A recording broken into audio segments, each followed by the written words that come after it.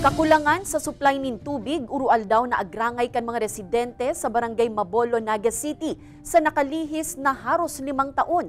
MNWD may paliwanag sa haloy ng problema na ini sa lugar. Ani ba pang interbensyon kan opisina, aramunta sa report na ini.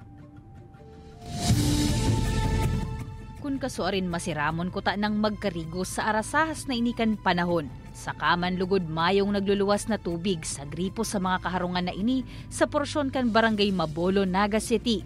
Timing managayo na nagahatod ngunyanin bill sa mga konsumidor ang kabuhan kan Metropolitan Naga Water District.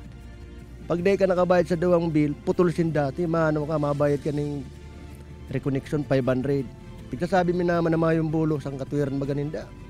Magreklamo da sa sa nawasa, mayo manggiraray po nangyayari.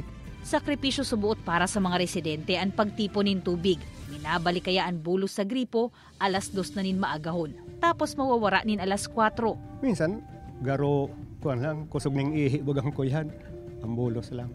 Direkta ng pabata, dumang kahalang kaw dumaan, may minalawag ang tubig.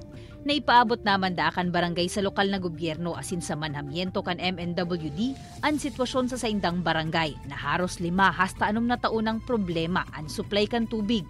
Kung po pagdakol kang tao igdi sa urban, saka po nagloya ang tubig. Pero po katong mapaman igding tao sa urban, abot duman sa pinakampuro ang tubig. Nasa na po matabangan, ma-priority ang Mabulo, lalong-lalo na po igdi sa Zona 5 na matabangan ang pangangaipo kang tubig.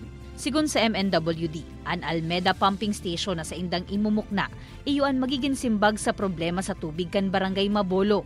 Sa Abril 10, nakatalaan na i-follow up kan opisina ang water permit na pig-apply sa National Water Resources Board.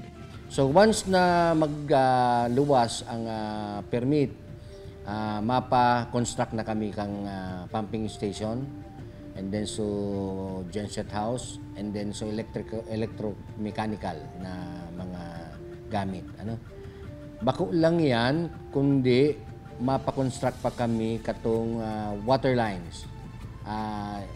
Especially dyan sa may pagdaikon, which is sadit-sadit kaya ang tubo dyan.